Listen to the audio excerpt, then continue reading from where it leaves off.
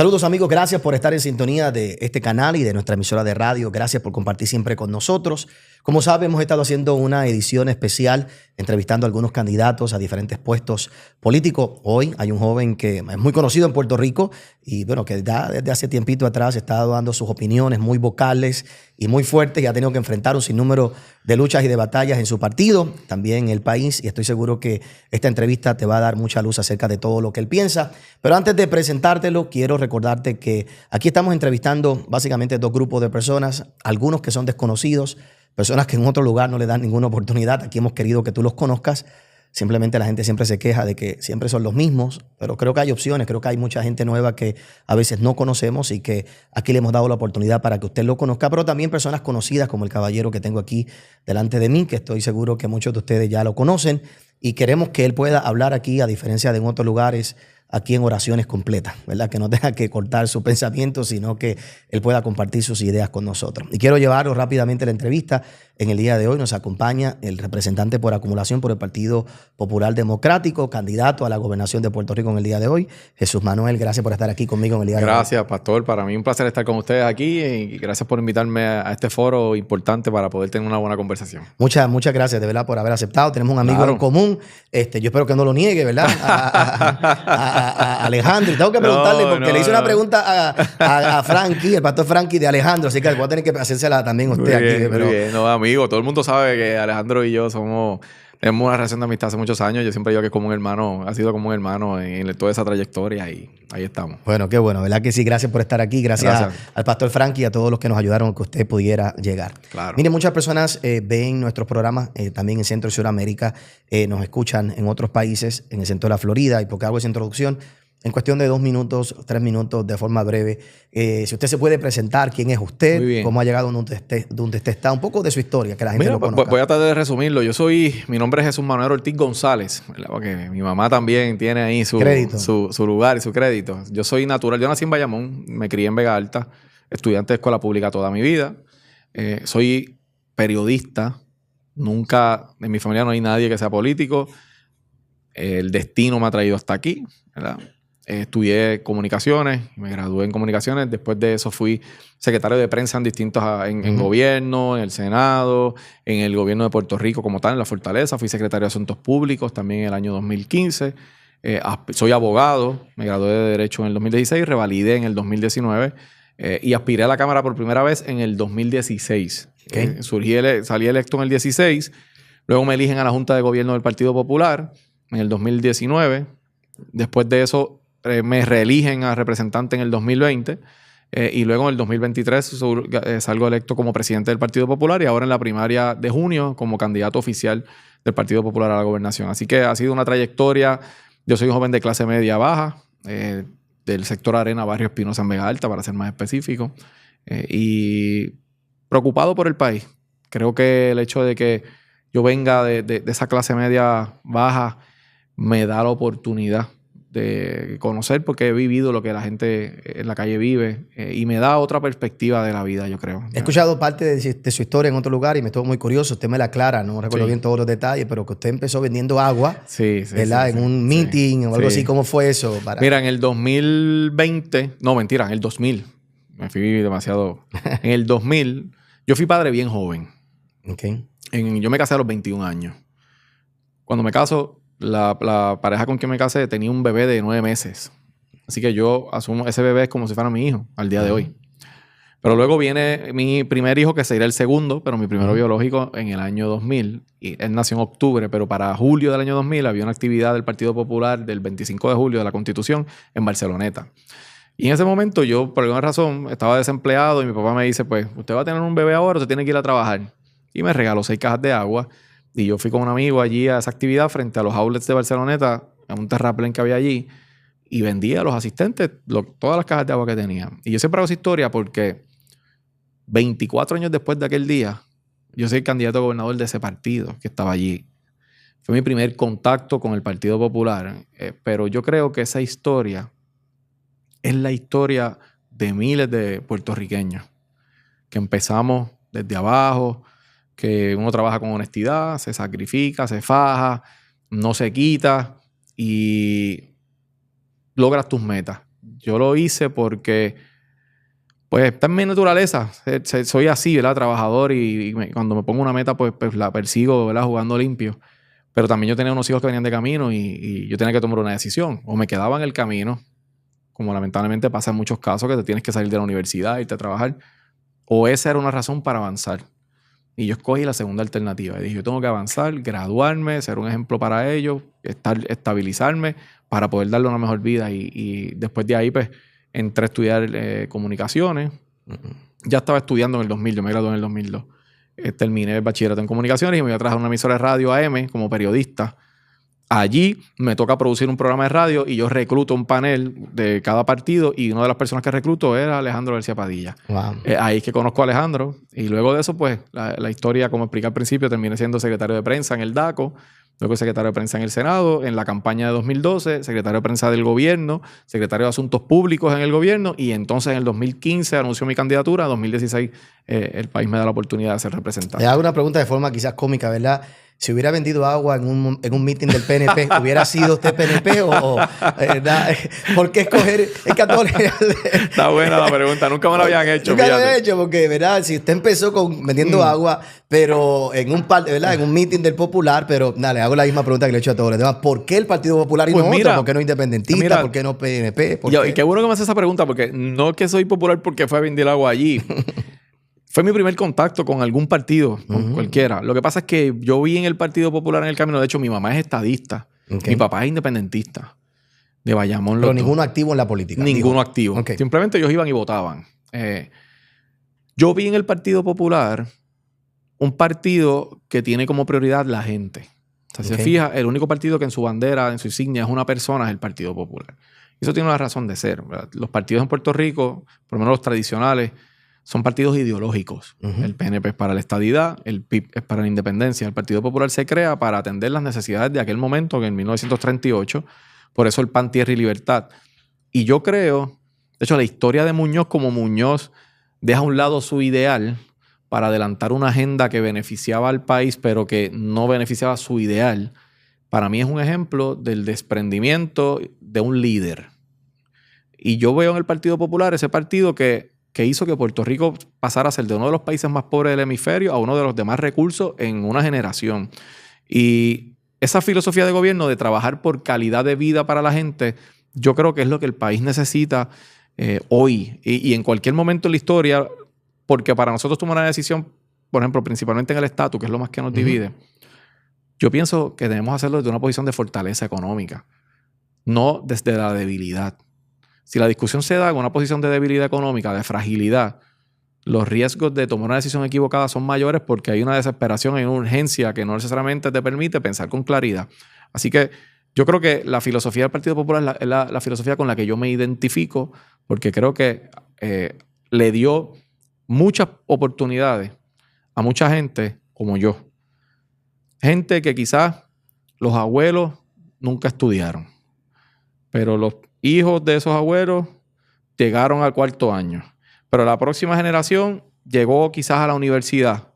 Pero la próxima ya tiene un posgrado. Y hemos podido, de generación en generación, desarrollar un país de oportunidades que nos ha permitido a muchos de nosotros lograr nuestras metas. Así que es una cosa filosófica donde creo que ese debe ser el punto de vista correcto de una institución. Bueno, personas como yo que no estamos, ¿verdad?, quizás dentro del ruedo político, pero sí nos divierte todo esto. Estamos entretiene. Estamos, ¿verdad?, entretenidos, mirando y estudiando. Creo que todo el mundo sabe los retos que usted ha enfrentado dentro del Partido Popular Democrático. Sí, el partido ha tenido diferentes líderes, han pasado por diferentes procesos. Sí. El Partido Popular, a su visión, de su manera de verlo, ¿es el mismo Partido Popular que usted tenía o vio en el pasado? Sí. ¿O han habido cambios? ¿O qué cosa usted propone dentro del Partido Popular para darles esperanza a aquellos que tienen su ideal? Yo tengo una filosofía de cambio dentro del Partido Popular. Yo creo que nosotros tenemos que, y yo he hecho una introspección. Yo creo que yo me considero una persona que le gusta las realidades y decir las cosas como las ve. No me engaño. El Partido Popular tiene grandes retos. Y tiene grandes retos como conectar nuevamente con que el país pueda verlo como un instrumento, como lo que fue en sus inicios y durante toda la gran parte de su historia. Yo creo que en algún momento del camino hubo una desconexión con su liderato, con su estructura política, que alejó la institución de la gente, ¿verdad? ¿Qué pasó? Yo no lo sé, no estaba ahí, pero sí he percibido que en el camino hubo ese problema. Yo llegué a mi partido a establecer cambios. Llevo poco tiempo, necesito más tiempo para que esos cambios se puedan ver. Pero yo de inmediato encaminé una agenda de actualizar el concepto de paz, tierra y libertad para que las nuevas generaciones entiendan que el Partido Popular sí tiene vigencia en el 2024, a pesar de ser un partido de 85 años. ¿Por qué? Porque el que sea un partido filosófico más que ideológico me permite a mí decir, por ejemplo, que el PAN del PAN, Tierra y Libertad, el PAN del 38 posiblemente era que los trabajadores trabajaban 19 horas. Hubo que legislar la jornada laboral de 8 horas para proteger a los trabajadores. Hoy eso no ocurre, pero el salario mínimo no da para vivir. Eso es una causa del Partido Popular.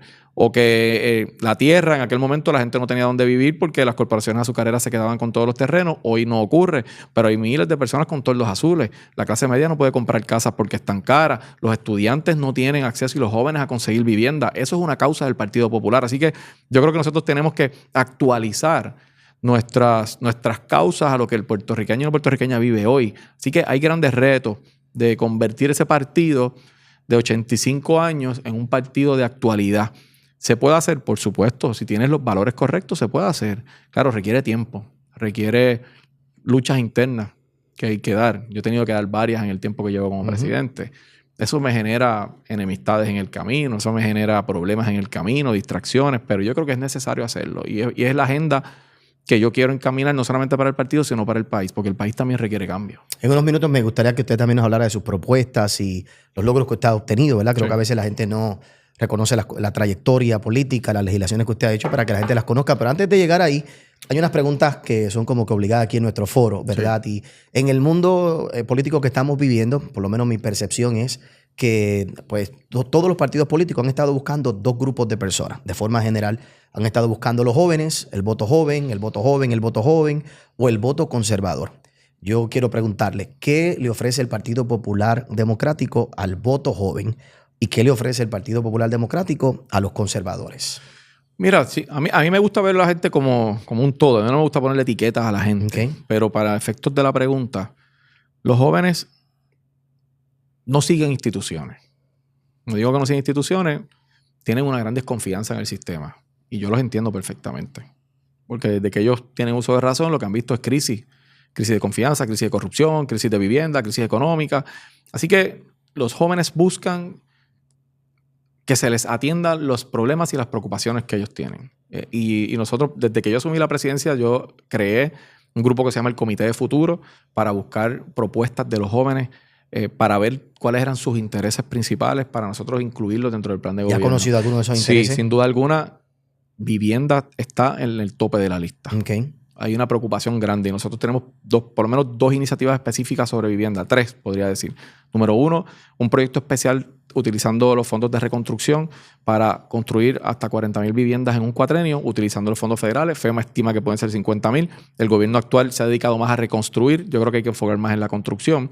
Eso va a requerir la creación de un grupo especial para trabajar ese programa, que lo vamos a hacer con la industria de la construcción y el gobierno, y órdenes ejecutivas para permisos expeditos para que se muevan rápido los permisos en esa dirección. Número 2, la Alianza Municipal para tu Vivienda. Es un proyecto en el cual el gobierno estatal, con gobiernos municipales, con las cooperativas, con el sector de la construcción, vamos a utilizar las casas en desuso, abandonadas, para poder adquirirlas, con préstamos interinos rehabilitarlas y hacerlas disponibles principalmente a madres jefas de familia y a matrimonios con hijos, que son importantes para darles las oportunidades. Y 3, un proyecto piloto que se llama Vivienda Intergeneracional, que es un proyecto de vivienda de adultos mayores y jóvenes. El concepto es unificar esas dos generaciones en una comunidad para crear esos lazos importantes de interacción entre esas comunidades. Son 3 proyectos bien importantes. Nuestro plan de gobierno tiene medidas de derechos de animales, que son importantes, de cambio climático, que los jóvenes están muy interesados en eso y con toda la razón del mundo. Medidas para atender desarrollo económico y retención de profesionales, que es un tema que a los jóvenes les preocupa. Tenemos un éxodo de profesionales. Nosotros creamos en nuestro plan el Fondo de Retención de Profesiones Críticas, que es para igualar o cerrar la brecha entre salarios aquí versus en otros lugares de unas profesiones en particulares para que no se nos vayan a estudiar fuera y se queden por allá. Así que hay una serie de iniciativas que van dirigidas a atender las necesidades y preocupaciones de los jóvenes. Y para el conservador, ¿verdad? Le dije que, no sé si fue fuera de cámara o aquí ahora que le comenté que tenía que hacer una pregunta de nuestro amigo Alejandro García, porque Alejandro ha dicho varias veces, y aquí se la dice también a Frankie, que el Partido Popular es el partido más liberal que tiene Puerto Rico en el día de hoy y que sus propuestas, ¿verdad?, son bien liberales. Y por supuesto, pues hay un grupo de conservadores que todavía, ¿verdad?, creen en el ELA, que creen en el Partido, claro, el Partido Popular, pero la controversia está ahí. ¿Cómo un conservador pudiera sentirse cómodo en votar por usted y por el Partido Popular Democrático? Mira, nosotros, primero es que el Partido Popular es un partido, cuando se habla de extracción liberal, es que en su tiempo, en su origen, sí hubo luchas sociales que se dieron de parte del Partido Popular, donde el Partido Popular se ubicó en la búsqueda y en la garantía de derechos para distintos sectores. Por ejemplo, la discusión que se dio en aquel entonces sobre los hijos que nacían fuera de un matrimonio. Fue el Partido Popular quien luchó la igualdad de derechos para un hijo dentro o fuera, entre otros aspectos. Pero yo creo que el Partido Popular es un partido de centro. Es un partido que tiene personas liberales, que tiene personas conservadoras, que tiene personas moderadas. Y yo creo que yo no quiero decir la ventaja, la fortaleza del Partido Popular, que a la misma vez es un gran reto, es mantener ese balance de un partido de centro, máximo en momentos donde hay una gran polarización. Y eso quizás hace 3 elecciones tenías la misma gama de personas dentro del partido, pero el tema no era tan visible porque no había estos temas no eran tan discutidos.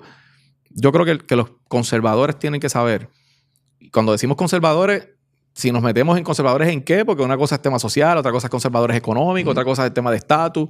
Creo que lo que estamos hablando más que todo... Más cristiano, ¿verdad? Más tema social, más tema social, eso sí. Yo creo que los conservadores, lo que yo quiero que los conservadores vean, y ahora voy a hablar de Jesús Manuel Ortiz como presidente del partido. Es un partido balanceado, es un partido donde la persona que se considera un conservador pueda sentir la apertura de que tiene una participación importante, como por ejemplo, nosotros tenemos una organización de base de fe, que es parte de la Junta de Gobierno, y donde nosotros buscamos la discusión de los temas y las políticas públicas que respeten las posiciones de toda nuestra gente, de la diversidad de personas a las que servimos y en las cuales todos puedan estar representados. Siempre va a haber una determinación que uno va a estar más conforme que otro, o viceversa, pero yo creo que la participación de los conservadores es importante porque en un momento dado en los pasados años se ha tratado por unos sectores que yo sí creo que son los sectores liberales en la actualidad, ¿verdad? Más fuertes, ¿no? Más liberales, por decirlo de alguna manera. Pero ha habido un señalamiento que prácticamente busca que los cristianos no tengan posiciones públicas, temas de gobierno, de política. Yo creo que eso es un error. Yo creo que los cristianos, el sector cristiano, tiene que tener una voz en lo que es la política pública del gobierno, porque son ciudadanos, como son los que no se consideren cristianos. Y en ese sentido, el reto grande de un gobernante es entender que gobierna para todos. Y yo quiero que los conservadores, en este caso, vean en el Partido Popular un partido que tiene la apertura para que ellos sean parte y que su opinión, sus posiciones, sus propuestas puedan formar parte de toda una discusión de cuando se establezcan los temas de política pública. Y yo creo que nosotros hemos logrado hacer un balance en esa ecuación, que tan difícil es en estos momentos, pastor, porque cada polo ala hacia su lugar, hacia su lado. Yo creo que en esa ecuación hay mucha gente que lo hace por motivaciones políticas, otros lo hacen porque realmente lo piensan, y uno pues conoce más o menos cuándo viene, de dónde viene la flecha. Pero en ese sentido, así es que yo quisiera que nos vieran, es lo que yo he tratado de hacer con el partido.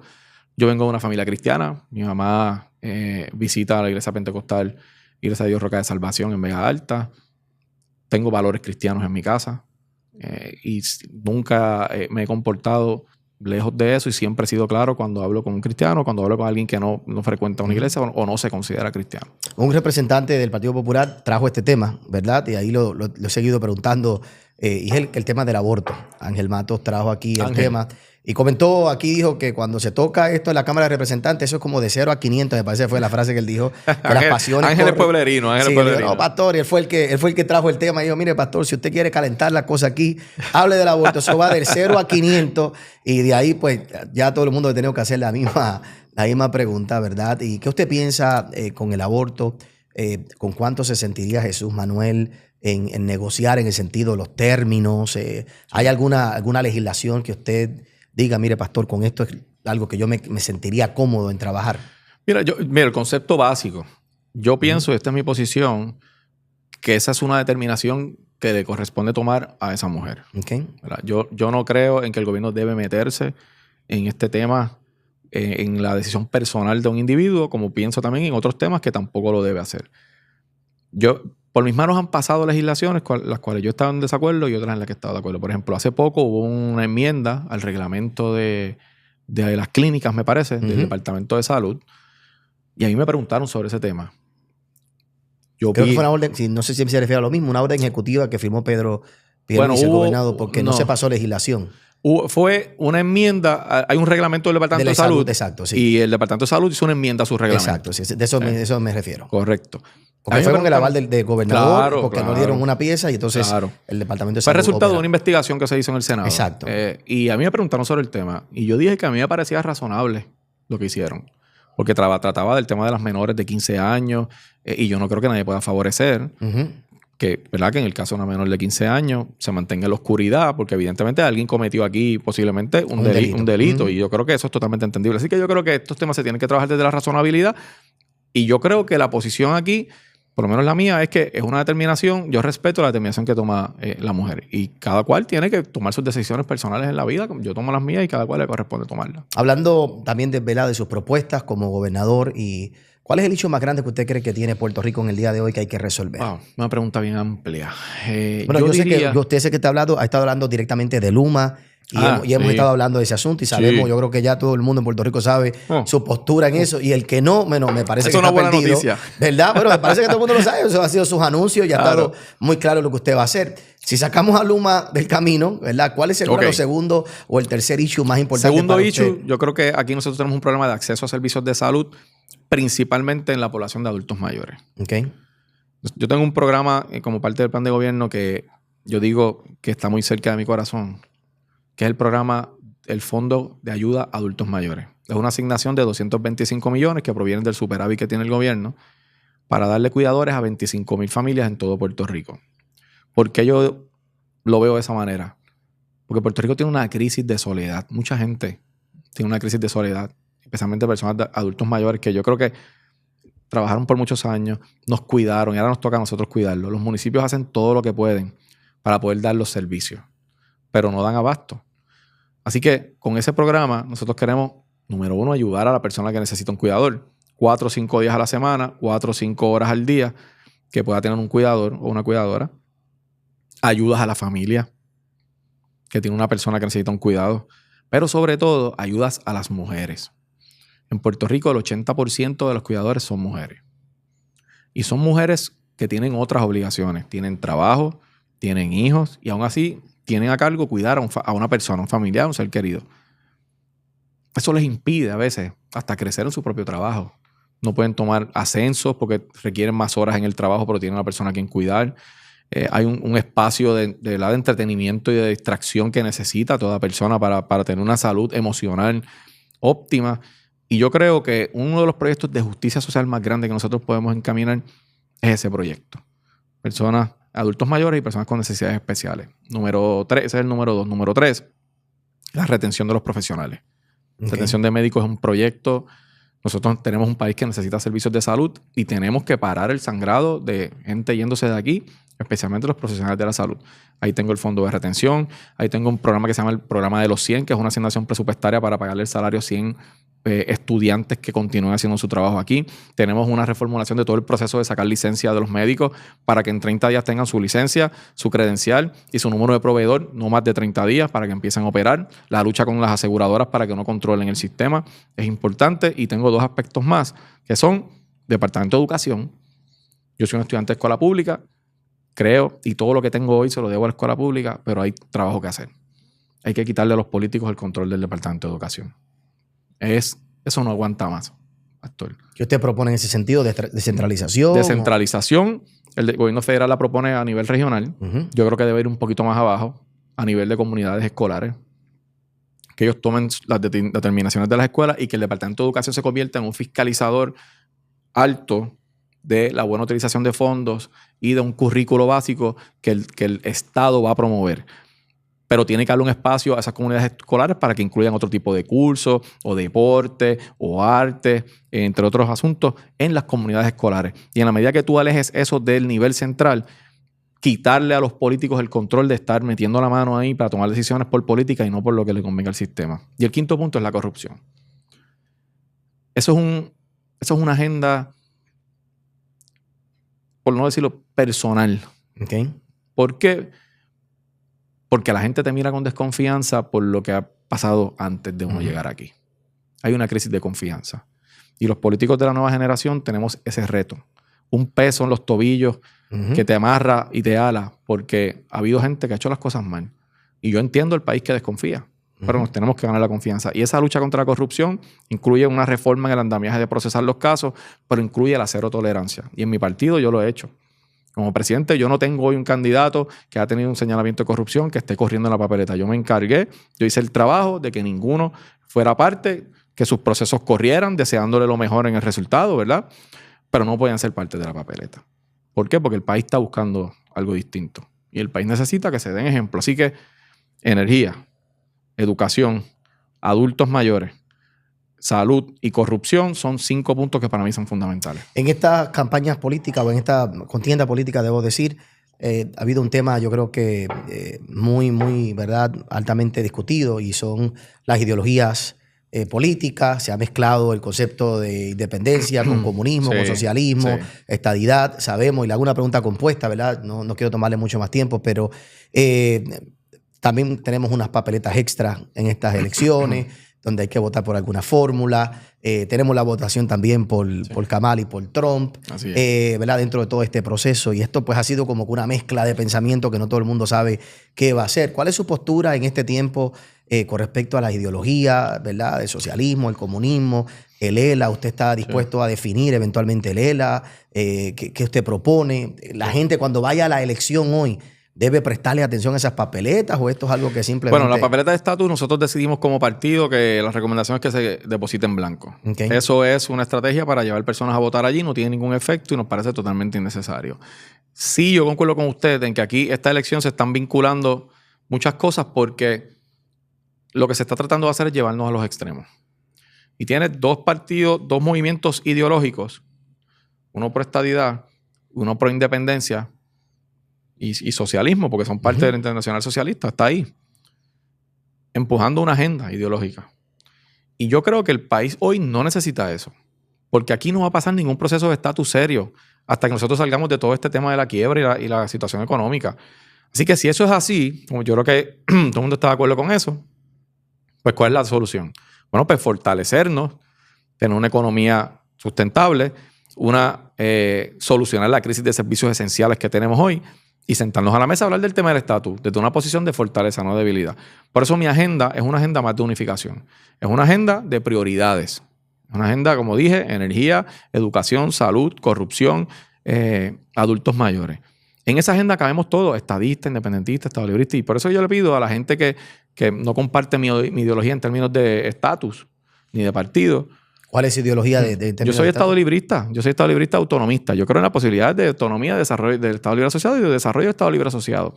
Porque creo en la relación política de Puerto Rico con Estados Unidos y yo seré un gobernador que proteja esa relación. Okay. Porque creo en la puertorriqueñidad y ser un gobernador que proteja nuestra puertorriqueñidad y nuestra ciudadanía americana, ¿verdad? Que son compatibles, es lo que nosotros creemos. Y los estadistas, los independentistas y aquellas personas no afiliadas tendrán en mí un gobernador que respeta su posición, que buscará la estabilidad en términos de los temas que ya planteé aquí en esta conversación, pero que sobre todo no va a adelantar una agenda de división. Puerto Rico no necesita más división. Nosotros tenemos que permitir que los sectores entren en los temas, ¿verdad?, y en las políticas públicas que les interesan. Y yo creo que eso es viable, eso es posible. Y yo creo que el país está buscando un cambio. Yo estoy convencido, Pastor, de que la mayoría de los puertorriqueños quieren un cambio. en la papeleta de Trump y de Kamala, que usted ha dicho... Nosotros tenemos una consulta a la Junta de Gobierno en estos días. ¿Que no voten o que la gente...? No, esa no nos hemos expresado. Yo voy a hacer una consulta a la Junta de Gobierno en estos días. Yo tengo mi posición, no la quiero decir hasta que no la plantee la Junta de Gobierno. Así que próximamente vamos a decirlo. ¿Y pero por quién va a votar? No, yo respaldo a Kamala. Yo lo he dicho públicamente. Yo respaldo a Kamala Harris, no al presidente Trump. Muy interesante, ¿verdad? ¿Y usted cree que esta papeleta tendrá algún efecto en los Estados Unidos? Las decisiones... La realidad es que yo creo que ninguno. Esto es una votación simbólica. Y nos involucran en este proceso a los puertorriqueños con 5 papeletas ahí en el colegio de votación, con la intención de llevar personas que por esa razón lleguen al colegio a votar. Quizás no están satisfechos con lo que ha hecho el gobierno, pero porque quieren votar por el plebiscito, pues llegan, o porque quieren votar por el presidente, simbólicamente llegan. Y son ejercicios que yo creo que son en futilidad, realmente. Le hago una última pregunta. Usted gana las elecciones, llega a ganar las elecciones, y usted me dice, mire, pastor, estuviéramos tomando un café aquí, y te dice, pastor, yo quisiera ser recordado por esto, que en estos 4 años, si me favorece, ¿verdad?, Dios y el pueblo, cuando termine, ya sea 4 o 8 años, ahí me gustaría que la gente me recordara de tal manera. ¿Cuál sería esa razón? Bueno, la primera es por la honestidad. Yo quisiera que la gente recordara, es un gobernador en el que pudimos confiar. No necesariamente estar de acuerdo conmigo en el 100% de las cosas, pero confiar en mí. Confiar en mi palabra. Y confiar en que mis intenciones son las de trabajar por el Puerto Rico que me ha dado tanto a mí y que yo quiero dejarle una huella para que los que vienen después de mí, jóvenes que salen de un sector como el que salí yo, tengan oportunidades en la vida de poder echar para adelante y poder mirar a mis hijos a los ojos cuando termine, que hice mi trabajo, lo hice con honestidad, que el país me tiene esa impresión sobre mí. Y si hablamos de política pública, me gustaría pasar a la historia como el gobernador que atendió a nuestros viejos y que transformó el Departamento de Educación. Jesús Manuel, gracias a la representante. Gracias por haber estado con nosotros este ratito. Espero que se repita y después de las elecciones que quizás pueda volver también por ahí, verlo, ¿verdad? Cuál es su opinión de todos los resultados, todo lo que pase. Le pedimos a Dios que lo llene de salud, a usted, a su familia. Y le deseamos definitivamente lo mejor. Gracias. Les pido que siempre nos tengan en oración. Nosotros en este tipo de dinámica siempre la oración es importante. En esos momentos en los que uno tiene decisiones que tomar, situaciones familiares. Cuando yo voy a la calle y una persona se me acerca y me dice que está orando o me da un detalle, esas cosas llenan. Créame que aquí en la iglesia lo hacemos y vuelvo y repito, ¿verdad? Siempre respetamos a personas como usted, que a diferencia quizás de otra gente, creemos que todo el que se lanza, pues, no voy a decir todo, ¿verdad? Pero la mayoría de la gente que se lanza al ruedo político lo hacen con el verdadero sincero deseo de servir, y lo vemos en usted y le agradecemos todo lo que ha estado haciendo, ¿verdad? Y aunque uno puede diferir quizás de ciertas posturas, pues siempre con respeto y con altura, y creo que hasta el día de hoy también usted se ha mantenido en eso, así que le felicito. Y tenemos eso es lo que va a tener de mí siempre, eso es lo que va a tener de mí siempre. Gracias. Y le soy honesto, ¿verdad? También termino con esto, le agradezco su honestidad. Le agradezco su honestidad, lo digo sinceramente, ¿verdad? Porque hay gente que está ambivalente, y yo soy de los que prefiero mejor que quizás no me agrade mucho tu estilo, no me agrade mucho de tus posturas, pero yo prefiero saber dónde tú estás. Y que estemos claros, esto es lo que creo, esto es lo que soy, esto es lo que estoy hablando, no tengo que estar dando tanta vuelta, así que le agradezco, ¿verdad? Que usted se mantenga de esa manera. A ustedes, gracias por haber estado en sintonía con nosotros. Comenta, ¿verdad? Aquí si lo estás viendo a través de YouTube o los comentarios de Instagram, pero gracias por estar ahí siempre pendiente y pendiente a la próxima entrevista.